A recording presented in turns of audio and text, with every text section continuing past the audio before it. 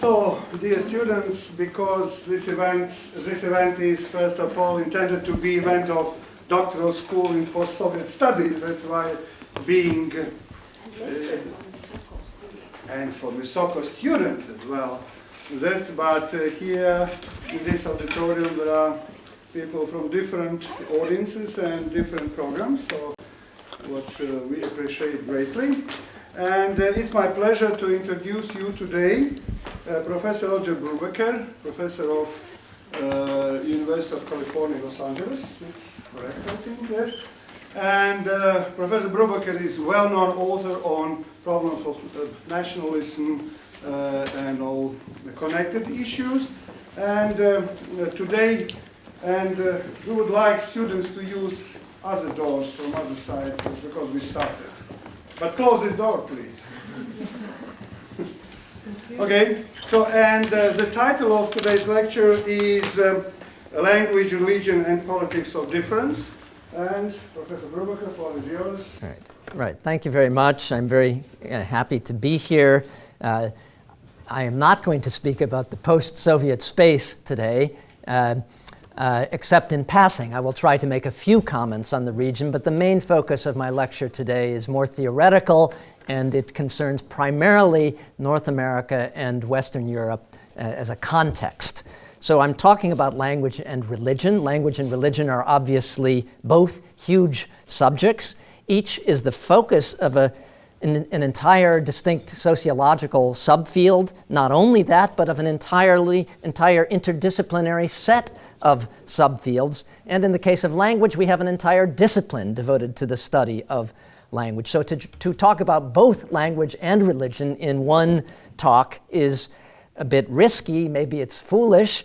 I'm aware that every sentence in the talk that I'm going to give could be challenged, and maybe every sentence would have to be qualified in various ways, but I want to make the lecture as clear and as straightforward as possible, so I'm going to try to avoid qualifying everything. I will be more straightforward, and maybe I can make qualifications if necessary in response to questions. So why religion and language? I approach language and religion from a particular analytical angle. As a student of ethnicity, nationalism, immigration, and citizenship, I've long been interested in the social organization and the political expression of cultural difference. And language and religion are arguably the two most important and socially and politically consequential domains of cultural difference in the modern world. So the study of the political accommodation of cultural difference, or what you could call the political sociology of multiculturalism, or simply the politics of difference, would seem to require sustained attention to both, that is, both language and religion. Yet there have been few efforts to compare language and religion. Of course, language and religion are often discussed together in the literatures on ethnicity, nationalism, minority rights, and multiculturalism, but most discussions involve passing juxtaposition rather than sustained comparison. And the more sustained discussions have been normative in political theory rather than empirical. Now, it might be suggested that the lack of sustained comparison is not surprising, since you could argue that language and religion are simply not comparable. Now, I don't want to get sidetracked here by a discussion of the meaning of comparison or the conditions of making comparisons, because my interests are substantive, they're not methodological.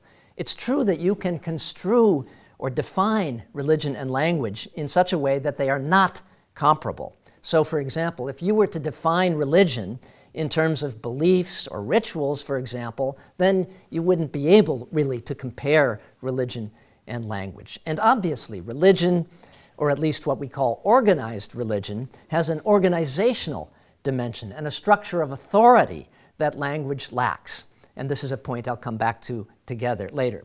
And of course, there are many other ways in which language and religion are not comparable. But I want to argue, for the purposes of this talk, that one can construe language and religion in a way that makes comparison both possible and fruitful.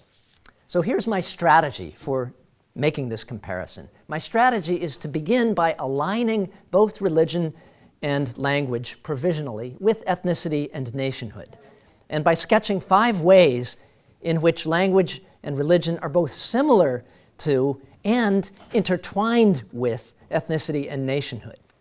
I'm then going to identify a few key differences between language and religion, and I'm going to draw out their implications for the politics of difference.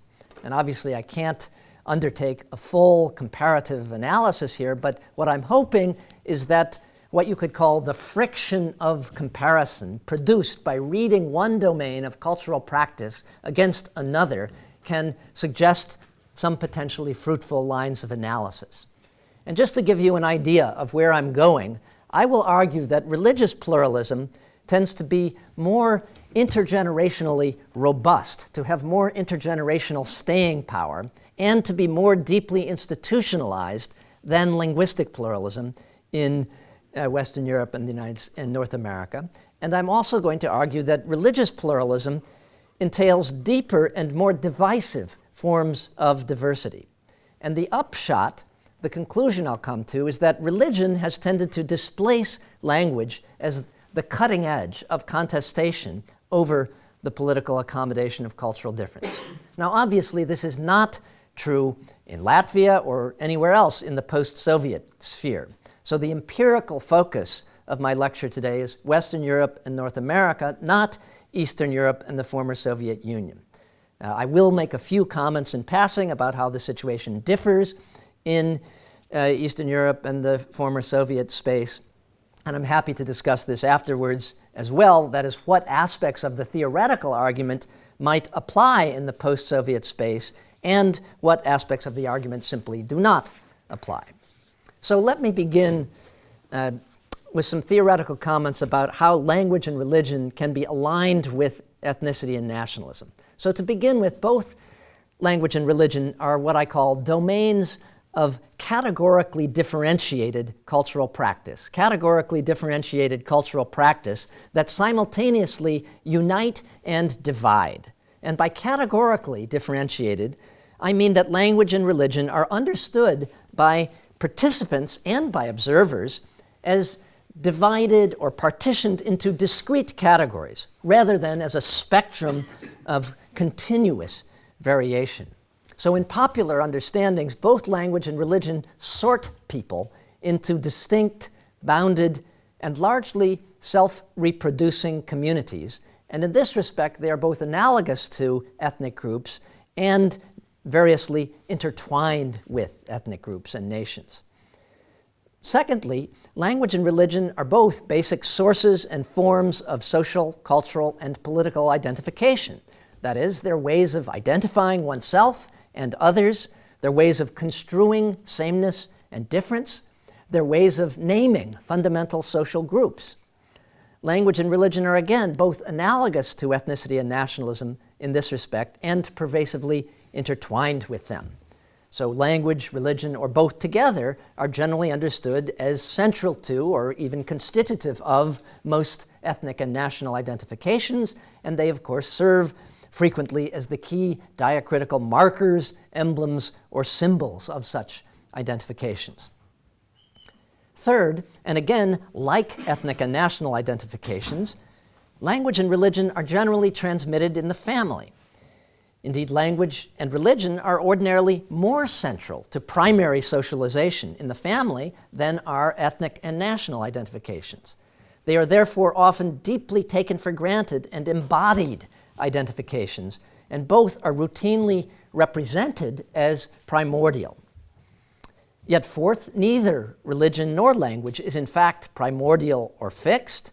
And as we know from the literature, the same holds for ethnicity and nationhood. And like ethnicity and nationhood, religion and language are powerfully shaped by political, economic, and cultural processes, and they change as circumstances change. And you could argue that in the contemporary world, both religion and language are increasingly chosen rather than given. And finally, many of the claims made in the name of religious or linguistic groups are similar to, and once again also intertwined with, claims made in the name of ethnic groups or nations. And these include claims for economic resources, for symbolic recognition, for equal representation, for cultural reproduction, or for political autonomy. So in all of these 5 respects, language and religion are both similar to ethnicity and nationalism and also similarly intertwined with them. This has led scholars of ethnicity to treat language and religion, implicitly or explicitly, as functionally equivalent. Indeed, ethnicity was constituted as an object of study, in the first place, precisely by abstracting from the specificities of language and religion and other ascriptive markers, such as phenotype, or region of origin, or customary mode of livelihood. This call to abstract from cultural content was given its strongest formulation by Frederick Barth, who famously argued that the study of ethnicity should focus on the nature and dynamics of ethnic boundaries, not on what he somewhat dismissively called the cultural stuff that these boundaries enclose. Now, this perspective on ethnicity, Barth's perspective, has been immensely fruitful, and it's been important for my own work. But inevitably, it's also flattening, since it neglects, and it deliberately neglects, the specific cultural practices, understandings, and institutions that are implicated in the construction and working of ethnic identities and boundaries. So this afternoon, following the lead of scholars such as Stephen Cornell and Richard Jenkins, I want to bring back the cultural stuff, and specifically language and religion, to the center of analytical attention. This is important not just for a richer understanding of ethnicity, it's also important for a richer understanding of multiculturalism or the politics of difference. So the intuition motivating this talk is that there's too much talk, again in Western Europe and North America, about multiculturalism or the politics of difference in a highly generalized form that doesn't attend to the specificities of different kinds of difference, different domains of difference. So I don't think we can profitably talk about multiculturalism in terms of a very generalized notion of ethnicity or culture or difference or identity, but instead we need to look at specific domains of cultural practice, because the problems of the political accommodation of cultural difference, the problem is not posed in the abstract. It's posed in specific and differing ways for religious pluralism on the one hand and for linguistic pluralism on the other. But I do want to note 2 caveats, 2 qualifications about focusing on the so-called cultural stuff. That's Barth's term. The first qualification is that this phrase is potentially misleading if it's taken to imply an opposition between culture and social organization, because I treat language and religion not only as cultural forms, but also as modes of social organization and as media of interaction. The second caveat is that the contemporary politics of difference has been shaped not only by the intrinsic properties of language and religion in the abstract, not only by the cultural and social organizational stuff considered as something ahistorical and given, but also, and I would say probably more importantly, by specific historical trajectories, specific pathways, by the specific legacies of the ways in which states have dealt with religious difference and linguistic difference in the past, especially at moments when key settlements were arrived at. So the states that we know today as liberal states and also as national states became liberal and became national in significant part in and through their confrontation with religious and linguistic heterogeneity. I'm not going to develop that historical argument today, but that's part of the background of this approach. So one other preliminary comment before I jump into the main part of the talk, and that is that language is a more definite and less elusive analytical object than religion is. That is, for all their complexity, linguistic phenomena have a definiteness, a regularity that religious phenomena lack. We know what we're talking about when we talk about language, but the same can't be said for religion. Indeed, some scholars of religion have argued that religion is meaningless or useless as an analytical category, and I'm not sure anyone has made that claim about language. Now, while I fully acknowledge this problematic status of the category of religion, I don't want to get into a debate here about the category itself. And since the scope of my argument is limited to contemporary West European and North American polities and societies, I'm willing to work here with a relatively unreflexive, common sense category of religion, and I'm limiting my attention primarily to what we call organized religion, and within that field, primarily to the so-called Abrahamic religions. So I want to begin now my exploration of the differences between language and religion with an observation that suggests it should be language rather than religion that is more deeply and chronically politicized under modern conditions, that is, given modern forms of state and economy. And why is that? Well, language, after all, is a universal and pervasive medium of social life, while religion is not. If you define religion broadly enough, to be sure, then religion, too, can be seen as a universal phenomenon. But it's not universal in the same way. Language, after all, is a pervasive, inescapable medium of social interaction. Religion is not. And language, moreover, is a necessary medium of public life as well as private life. It's an inescapable medium of public discourse, government, administration, law, education, media, public signage, and so on. And however one defines religion, it can't be said to be an inescapable medium or necessary ground of action in any of these domains. Public life can, in principle, be a-religious or non-religious, but it can't be a-linguistic or non-linguistic, especially if we think of the modern state as it had developed in the West by the late 19th century. And what do I mean by the modern state? What are the main characteristics of the modern state compared to earlier forms of statehood? Well, the modern state is characterized by direct rather than indirect rule, by intensive interaction with citizens, by universal public education, and by a public sector that provides large numbers of jobs. So as a result of all of these structural features of the modern state, the rules and practices that govern the language of public life obviously affect the material and ideal interests of people with differing language repertoires. And this holds all the more strongly in an economic context in which work is increasingly semantic and communicative rather than physical, as Ernest Gellner put it. Work involves the manipulation of meanings, increasingly, that is, not the manipulation of things. So language is chronically and pervasively politicized in all linguistically heterogeneous modern societies. Well, religion is also politicized, but it's politicized in different ways and for different reasons. The state must privilege a particular language or set of languages, but it need not privilege a particular religion, at least not in the same way and not to the same degree.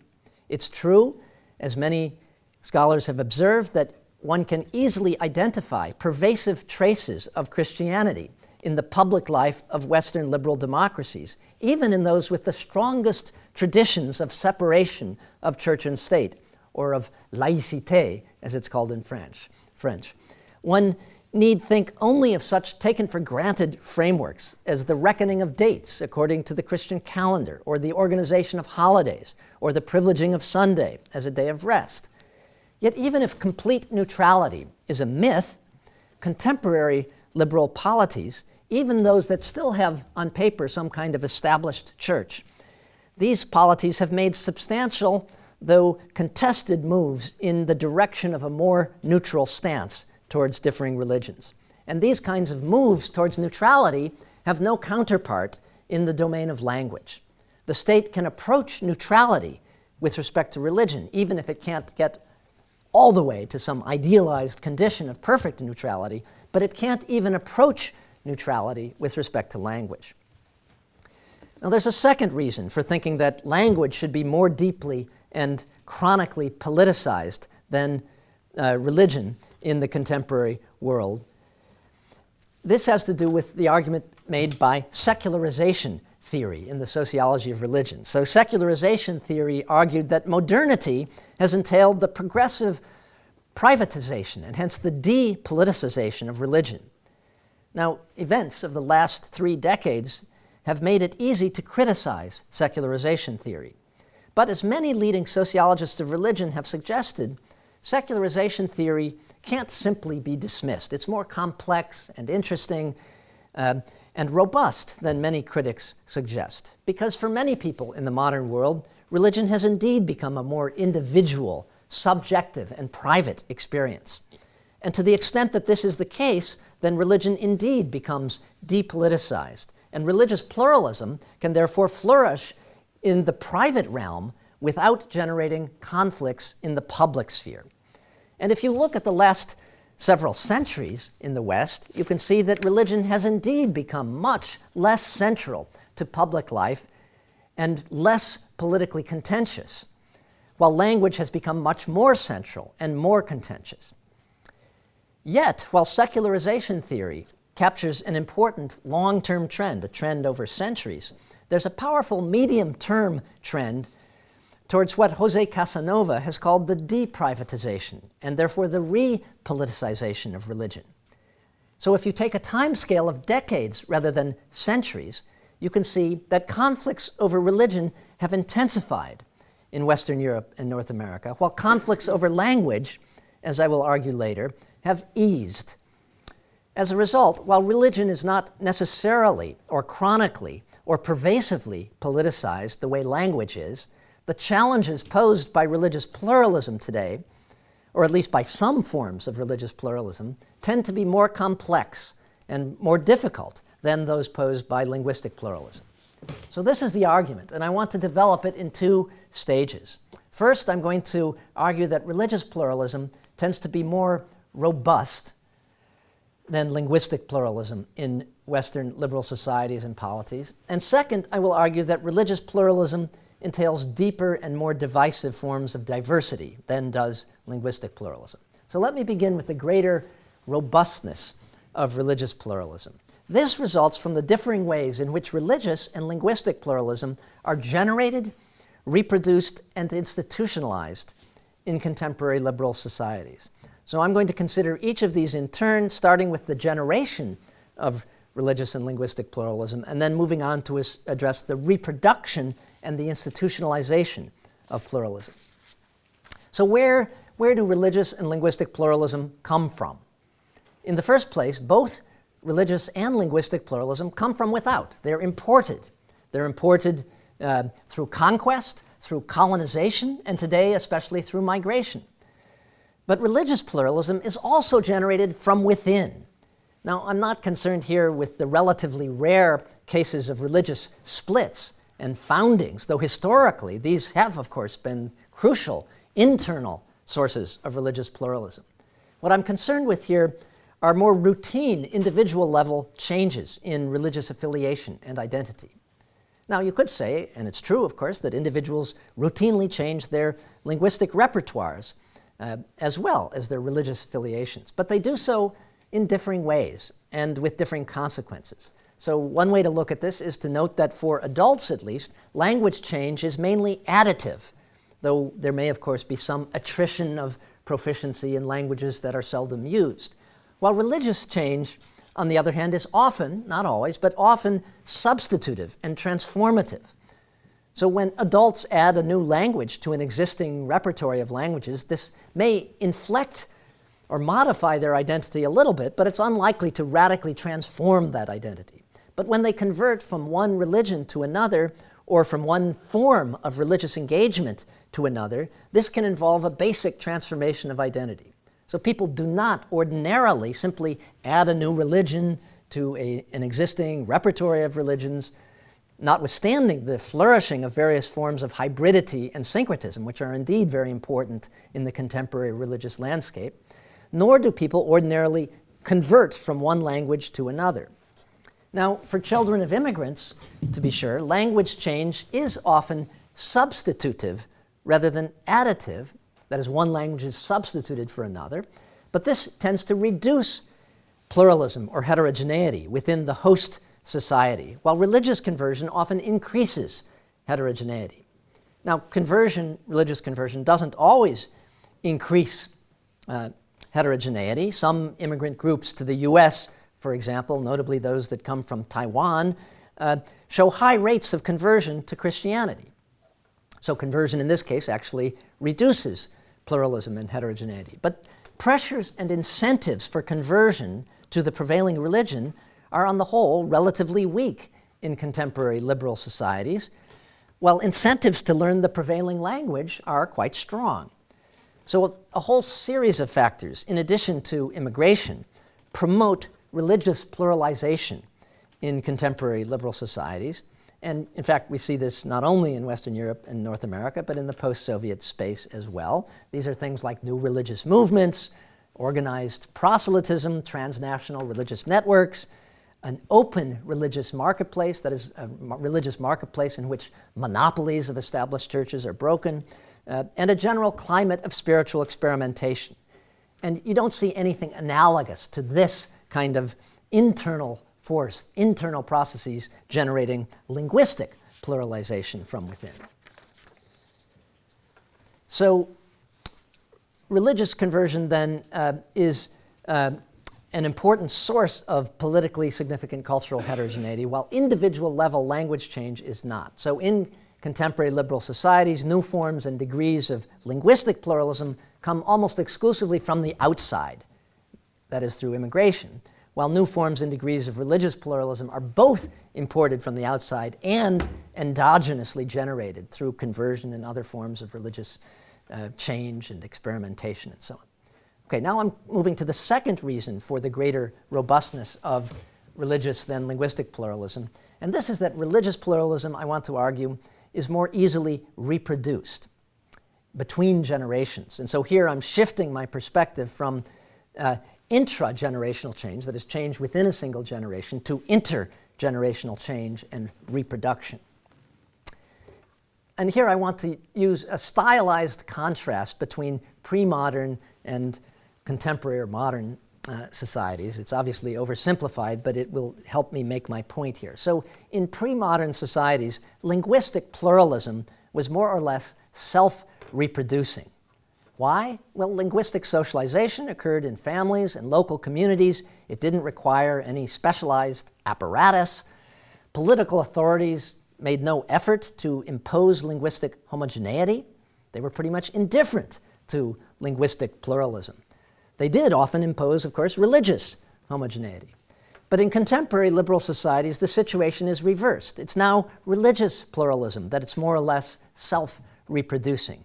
Religious socialization occurs in families and local religious communities, and political authorities make no effort to impose religious homogeneity. That's almost a definition of what we mean by a liberal society. But linguistic reproduction now requires what Ernest Gellner called exo-socialization. That is, it requires prolonged and expensive schooling on a scale that usually only the state is in a position to provide. So the state is much more central to linguistic than it is to religious reproduction and socialization.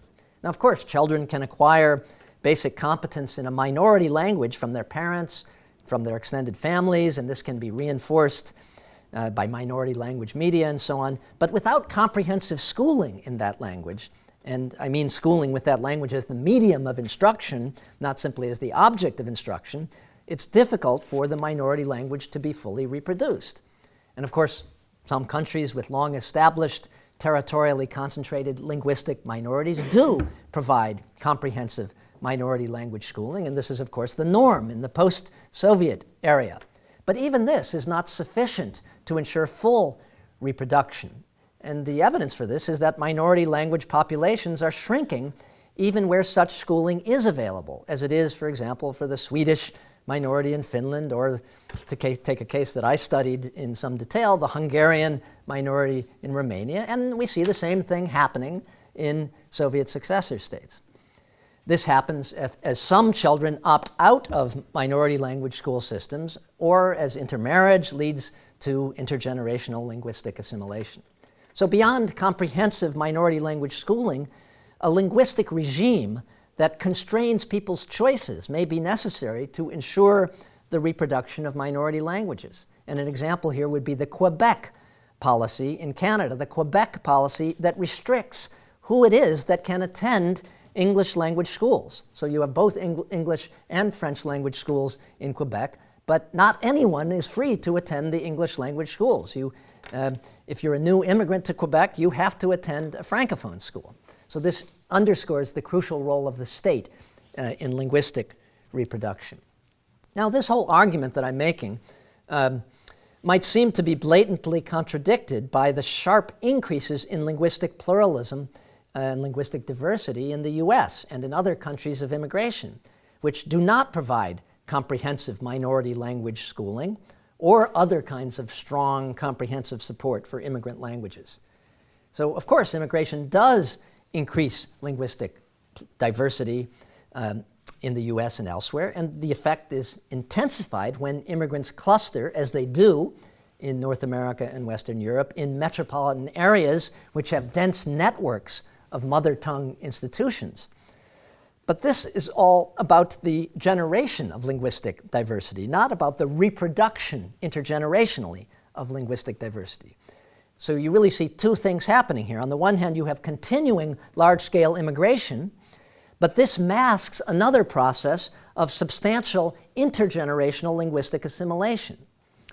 A model set forth by the sociolinguist Joshua Fishman half a century ago about language shift among second and third generation immigrants still remains largely valid.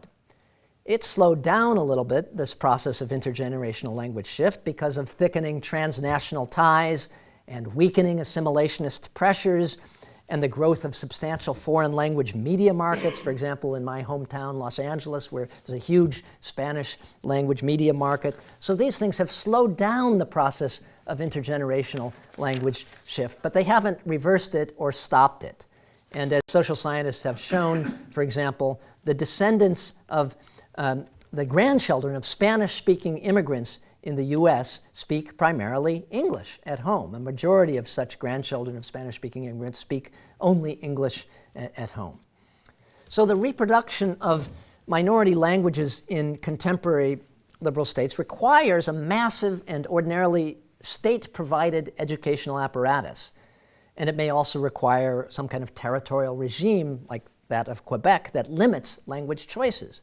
And such arrangements are in place in some historically multilingual states as a legacy of earlier nationalist struggles over the language of public life. And state-provided Russian language schooling is, of course, also the norm throughout the post-Soviet space. But no such schooling is available to protect minority languages generated by recent immigration to Western Europe or North America. There are limited forms of de facto bilingualism or multilingualism that have emerged in the US and other countries of immigration, but these are pragmatic ways of accommodating linguistic pluralism in specific domains. They do not aim at and they do not succeed in reproducing that linguistic pluralism intergenerationally. Whereas the religious pluralism introduced by immigration is more easily reproduced across generations. It's not automatically reproduced. The religious landscape of contemporary liberal societies is fluid, especially in the US, and I already mentioned the importance of conversion and religious change, but the intergenerational transmission of minority religions requires no state apparatus like a minority language school system, and it requires no particular legal regime except for the commitment to religious freedom that's a constitutive and defining element of liberal polities. Besides that, the transmission of religion is not particularly costly. The transmission of a language, beyond what can simply be picked up in the home, requires a substantial effort, and it carries what economists call an opportunity cost. If you put an effort into learning one language, that's an effort and time and so on that you can't do something else with. But the transmission of a religious affiliation or identification does not carry such an opportunity cost. So what is transmitted, of course, may be little more than a nominal religious affiliation or identification, something more symbolic and nominal. But even this nominal identity may later be revived or reconstructed. And some second or third generation Muslim immigrants in Western countries, for example, are more pious, more religiously observant than their parents or grandparents, or they have constructed new forms of Muslim religiosity. And the same has been true of many American immigrant groups. That is, later generations have invented new forms of religiosity or have been more religious than their parents and grandparents. And this intergenerational staying power of religion results in part from the ways in which religious practices can be flexibly adapted to changing circumstances, and this has no real analog in the domain of language. So among descendants of immigrants, religion offers a more enduring locus for cultural pluralism than language does in Western Europe and North America. There's nothing in the domain of religion analogous to the characteristic pattern of language shift for second and third generation immigrants. And while linguistic competences and identifications erode over time and are generally only vestigial by the third generation, religious practices and identifications are much more likely to persist, and they may sometimes even grow stronger. So now I want to turn to my third and final reason for the greater robustness of religious than linguistic pluralism, and this is that religious pluralism is institutionalized and legitimated as an enduring presence in Western Europe and North America in ways that linguistic pluralism is not. Both ideologically and institutionally, contemporary liberal states tend to be pluralist with respect to religion and monist or assimilationist with respect to language. Now, their stance towards religion is an attenuated pluralism. A more far-reaching pluralism is found in some empires and post-colonial polities where you see things like different systems of personal law governing members of different religious communities. That you do not see in Western Europe or North America. But even the kind of attenuated religious pluralism that you see represents an interesting and sharp reversal of a historical pattern in the Christian world in which states were previously strongly monist with respect to religion and pluralist with respect to language, or more precisely, simply indifferent to linguistic diversity before about a century and a half ago. Now, ideologically and normatively, the clearest expression of this difference in the stance of contemporary liberal states towards religion and language is that immigrants are not expected to adopt the prevailing religion, but they are expected to learn the prevailing language, or one of the prevailing languages, if it's a multilingual or bilingual polity. The liberal state, as I mentioned before, is expected to be neutral with respect to religion, even if it's never fully neutral in practice, but there's no such expectation of neutrality with respect to language. Another example would be that language tests for citizenship have become routine in Western Europe and North America, but a religious test would be unthinkable in a liberal polity. So enduring religious pluralism is not simply normatively accepted in liberal states, it's also institutionally supported. Now, of course, it's true, as I noted a moment ago, that some historically multilingual states in Western Europe and North America also provide strong institutional support for linguistic pluralism. But that strong pluralist stance nowhere applies to immigrants. Now, I don't mean to suggest that these states are generally harshly or even actively assimilationist towards immigrant languages, though, as I and others have argued, there has been a certain shift in in the last 10, 15 years or so, back towards a moderately assimilationist stance after a period where the policy was more differentialist. But the point I want to make here is that there's a sharp distinction in Western Europe and North America, a distinction that's both normative and institutional, between endogenous, that is long-standing, internally generated, endogenous and imported linguistic pluralism. So international minority rights regimes, for example, mandate expansive protections for long-established minority languages, but only minimal protections for immigrant languages.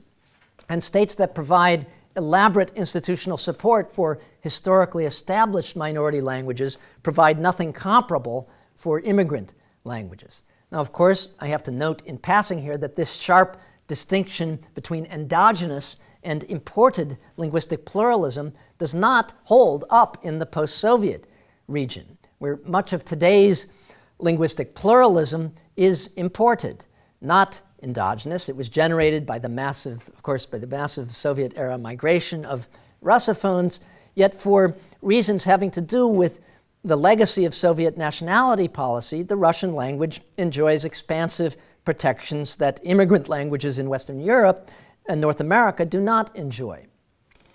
Now, liberal Western European and North American countries of immigration do, of course, accommodate the linguistic pluralism generated by immigration in various ways. Some examples of that would be providing signage in multiple languages, voting materials, or bureaucratic forms in minority languages. There may be translators that are given in medical settings or legal settings. They may provide various forms of transitional bilingual education.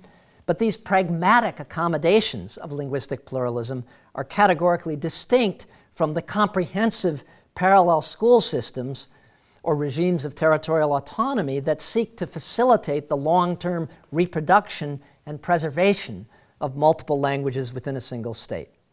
So there's a sharp distinction between endogenous and imported linguistic pluralism in Western Europe and North America. But there is no sharp distinction between endogenous and imported religious pluralism. So let me restate this point because it's central to my argument. Rights and protections for long-established minority languages are not extended to immigrant languages in Europe and North America.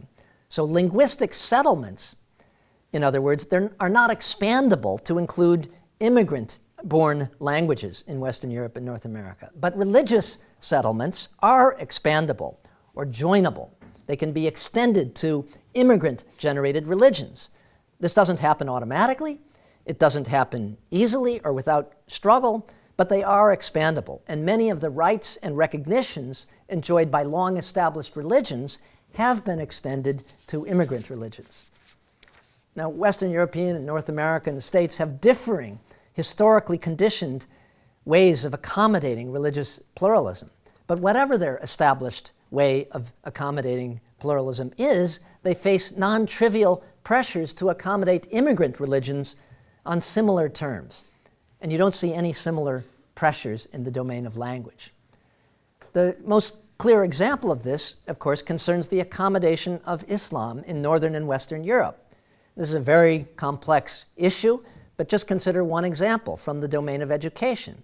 Accommodation on similar terms would mean providing or permitting Islamic education in public schools in countries in which religious instruction in public schools is the norm historically.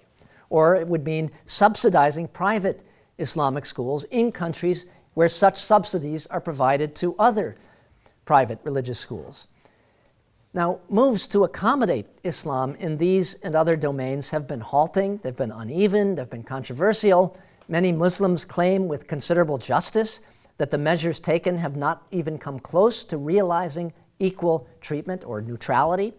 And of course, one can point to spectacular counterexamples in other domains, like, for example, the ban on the face covering niqab that has been enacted in France and is under discussion elsewhere, or the referendum in Switzerland banning the construction of minarets.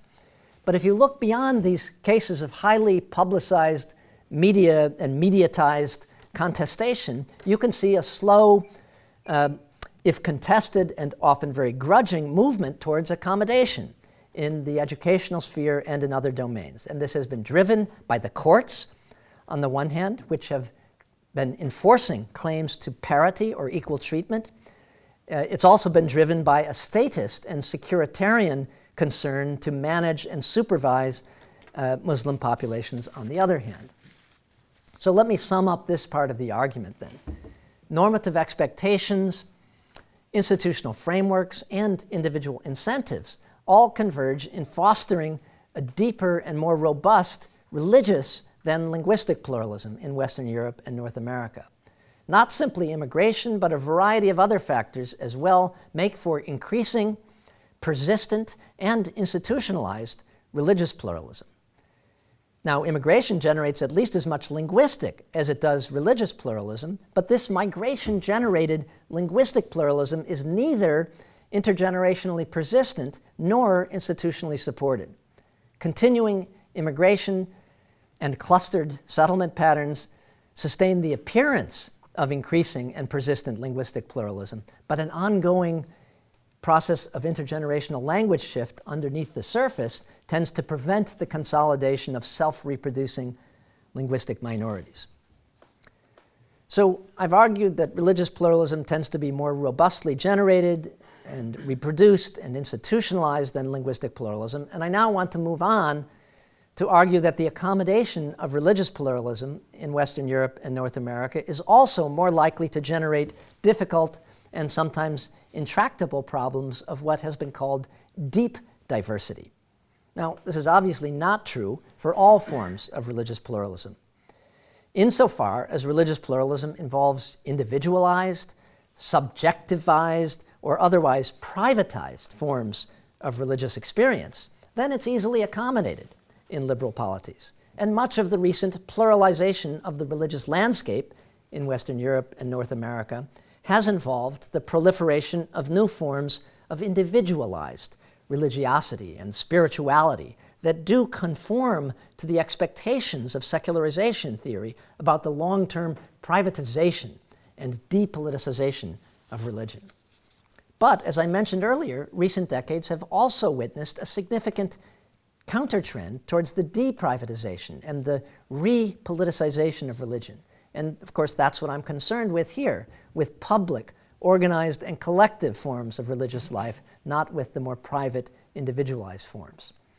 Now, much of the discussion of public or political religion has focused on Islam, and for good reason. Privatized and individualized forms of religiosity are in fact more common among Muslims, especially those living in the West, than essentialist accounts of Islam as an intrinsically public and political religion would suggest. But these have been overshadowed by the centrality of various forms of public or political Islam to political contestation in both Muslim majority and Muslim minority settings. But of course, public religion is not unique to Islam. Strong forms of public religion can be found in Christian, Jewish, Hindu, and Buddhist traditions, among others. Yet the claims of public Islam pose a particularly difficult challenge to liberal states. Now, what about language?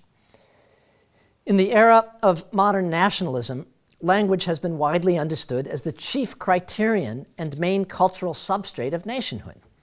Territorially concentrated linguistic minorities have therefore been understood by ethnopolitical entrepreneurs on the one hand, but also by central state elites on the other, as potential nations. And linguistic pluralism has therefore been construed in many settings as a threat to national identity or to the territorial integrity of the state. But even where secession or territorial autonomy has been implausible or impossible, language conflicts have been endemic and chronic. The expansion of state employment, the introduction of universal schooling and universal male military service, and the growing importance of what Gellner called context-free communication in an urban, mobile, literate society, all of these have made language a crucial form of cultural capital, a central focus of personal and collective identity, and a key terrain of political struggle. So I admit that language remains, then, a chronic terrain of struggle, but I want to argue that language conflict has lost some of its intensity and transformative potential in recent decades, even in Eastern Europe, maybe even the former Soviet Union. Why? Well, perhaps in the first place, partly just because of the vast reorganization of political space along national and, for the most part, broadly linguistic lines throughout Europe and Eurasia, which has reduced, though of course not eliminated, the scope for new language-based nationalist claims. And this reorganization of political space along broadly linguistic lines has involved not only the creation of many new independent states, but also the internal reorganization of multi-level states to create linguistically more homogeneous constituent states, as in India. And it includes various forms of federalism and territorial devolution that have allowed autonomous but non-sovereign polities like Quebec, Catalonia, the Basque Country, and Wales to pursue their own language agendas and adopt their own language policies. And these various reorganizations of political space along broadly linguistic lines have made numerous polities more linguistically homogeneous, bracketing the effects of immigration. And you could argue, at least in Western Europe, it's made the linguistic heterogeneity that remains seen as more legitimate and less threatening in most cases, though not all. In the geopolitically relaxed zones of Northern and Western Europe, the Americas, and also Australia and New Zealand, states no longer seek to impose the tight coupling of culture, territory, and population that was so central to nationalizing projects of a century ago. In these states, linguistic diversity is not only tolerated, it's even celebrated in some cases. And even in East Central Europe, which has historically been the locus classicus of nationalist language conflicts, the eastward expansion of the EU and the institutionalization of minority language rights have taken some of the edge, some of the bitterness of formerly intractable ethno-linguistic conflicts. In the US, yes, we have conflicts over the status of Spanish that flare up periodically, focused, for example, on bilingual education or on the symbolic question of an official language. But what's more striking is the continuing piecemeal, pragmatic, and largely uncontroversial accommodation of Spanish and other languages in a variety of less visible settings. It doesn't get highly mediatized, but it's a process that goes on. So language continues, yes, to be a terrain of chronic struggle in multilingual polities worldwide, especially where linguistic minorities are territorially concentrated. And obviously, the situation in Latvia is a good example of this.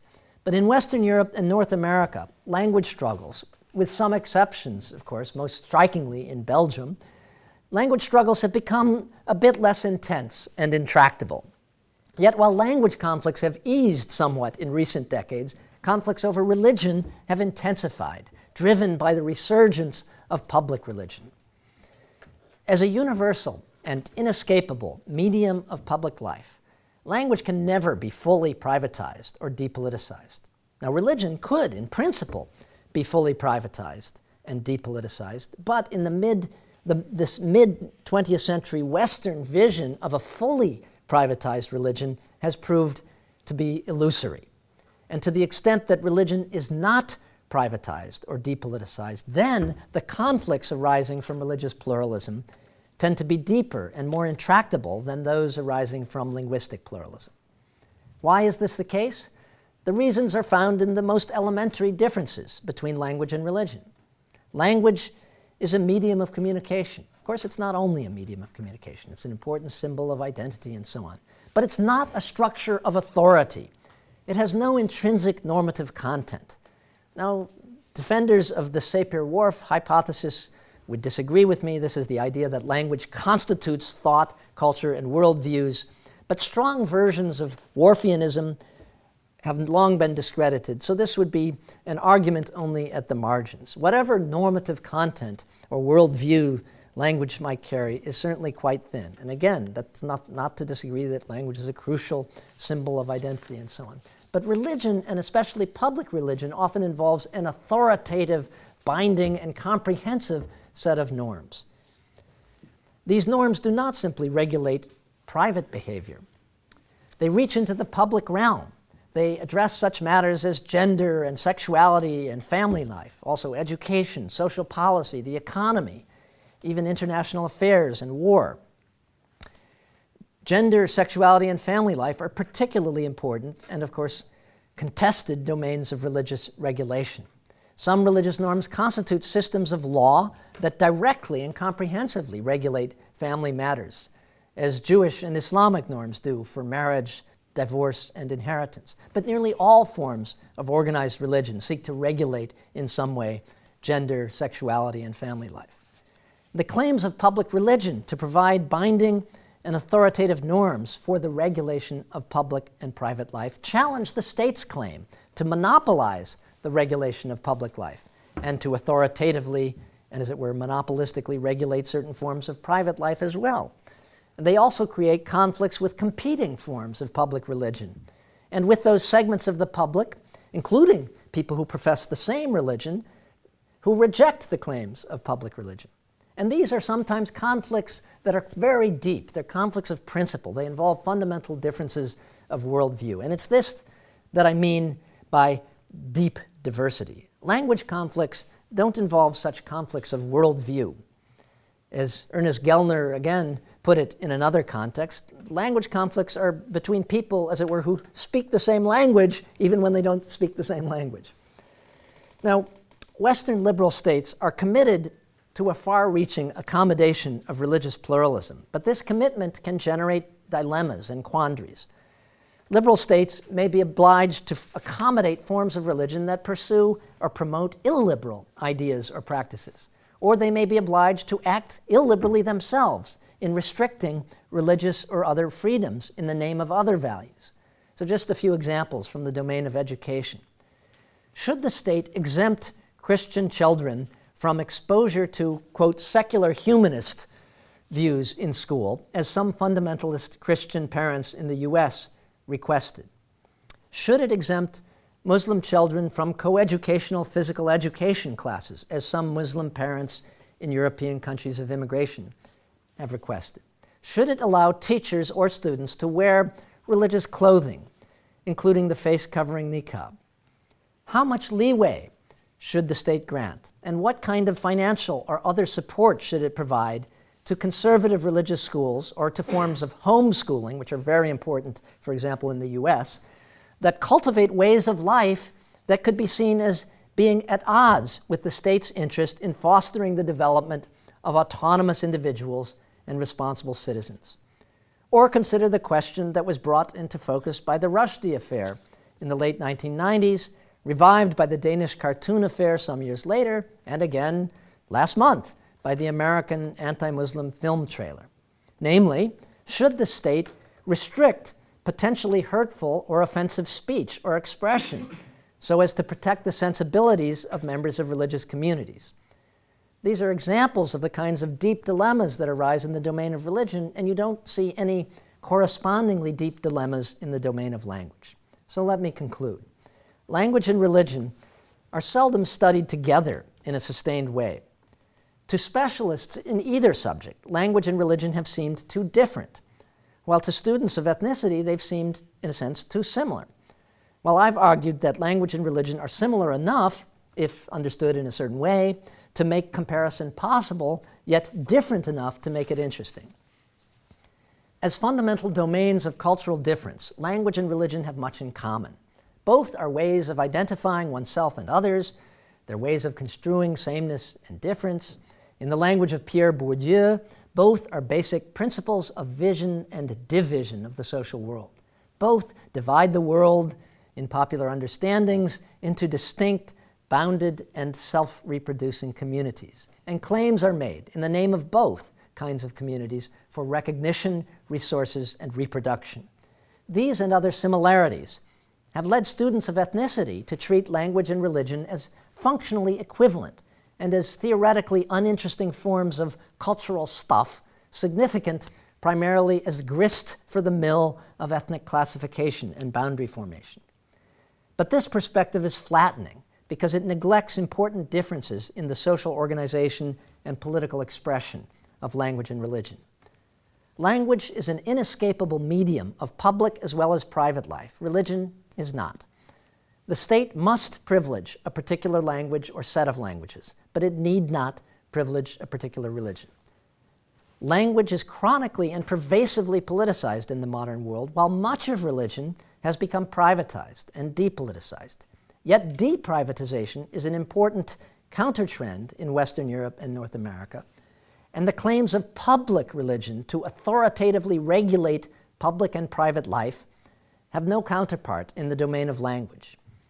Immigration generates new forms and degrees of both linguistic and religious pluralism, but the religious pluralism generated by immigration is more intergenerationally robust and more deeply institutionalized than the linguistic pluralism.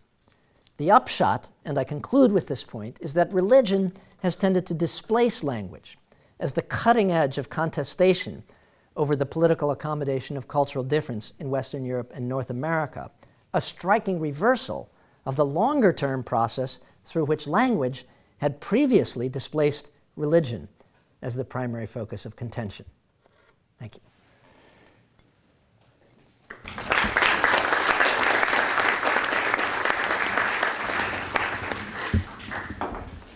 Okay, please, questions.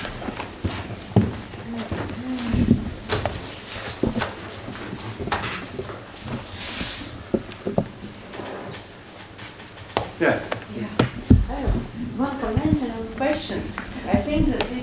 of language and religion are not so different in United States, Western Europe, or this part, at least, let's say, the European community part of Eastern Europe.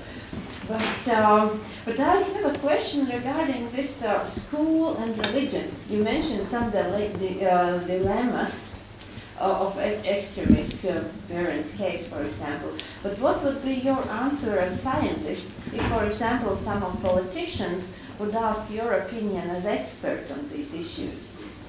My opinion about whether... For example, to allow to take out children of Islamic parents from the mathematics classes, or not to allow, for example, ethics for children of Christian parents. Right. Well, I mean, I'm not sure how much one can answer as a scientist, but as, certainly as a citizen, I am in favor of not allowing exemptions in the U.S. for religious parents who, for example, want their children to be exempted from certain materials in the curriculum, certain books that they find offensive or find as threatening their religious worldview. I think allowing such exemptions is not a good idea. However, I have to say that the issue is a little bit complicated because courts have agreed with my position and courts have not allowed those kinds of exemptions. But that has a consequence, and the consequence is that many fundamentalist Christian parents have taken their children out of public schools. So there are a huge number of children being educated now by their parents in home schools. Not all of them are for religious reasons, but most of them are being educated at home for religious reasons. Theoretically, the state retains some capacity of oversight and so on, but in practice, that oversight is extremely difficult to maintain.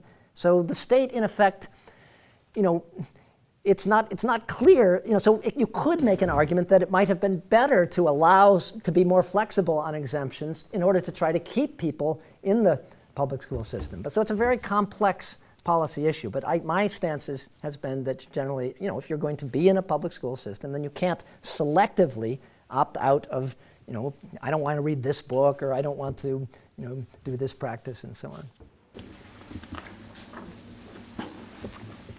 Oh, please. Thank you for the lecture. I have a question regarding, you mentioned the more intensified conflicts about the religions, and would you see the politicization of religions as a tool to kind of relax the conflict in the future? I'm sorry, I don't think I understand the question. Would you see the politicization, or again the repoliticization of religions as a tool to decrease the conflict about the religions? Would I see the politicization of religion as a tool to reduce conflicts? Yes. Then I'm sorry, I just don't understand the question, because you would think that I'm probably misunderstanding you, but I guess the strategy for most people would say, let's try to depoliticize religion, and that would be a tool to make possible people of various different religious beliefs to live together in peace and so on. This is the classic liberal solution, is privatization and depoliticization of religions. That is, religion should become just a private matter, and then in the public sphere, we don't have conflict. So that's the classic liberal solution. The classic liberal solution, though, doesn't work. I'm not sure there's any specific kind of solution. Once religion leaves its assigned place in the private sphere and enters the public sphere, makes public claims, you can't just put it back in the private sphere. So then you're faced with having to answer difficult questions about the place of religious pluralism in a modern and, in some sense, secular state. And I don't think there's any magic formula here. I think all Western European and North American states are grappling with this question of what it means to have significant and public religious pluralism in a society and what that means for how you organize education and how you organize law and so on. And these are issues that haven't been solved. Different countries take different approaches. Canada, for example, has taken a particularly has been particularly inclined to try to maximally accommodate religious difference. So the doctrine of so-called reasonable accommodation has been carried quite far by Canadian courts, while in other countries, other countries have been less accommodating of claims for exemption or claims for differential treatment and so on. But it's not an issue that has any single solution.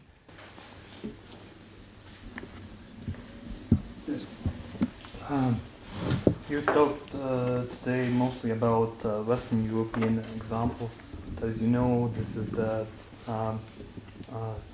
we are the doctrines, and we have this post-Soviet space issues. So my question is mostly related to the post-Soviet space. And do you think that your argument about decreasing language conflicts works here? For instance, recently there was a big debate in Ukraine where the Russian language was made almost the second language in the state. Would you see this continuing in the Eastern Europe as well? Right. Well, yes. So obviously, in Eastern Europe and in the post-Soviet space, language continues to be a highly contested issue. Now, I've worked primarily in Transylvania and Romania. There, it's a very contested issue between Hungarian and Romanian, but it's also institutionalized.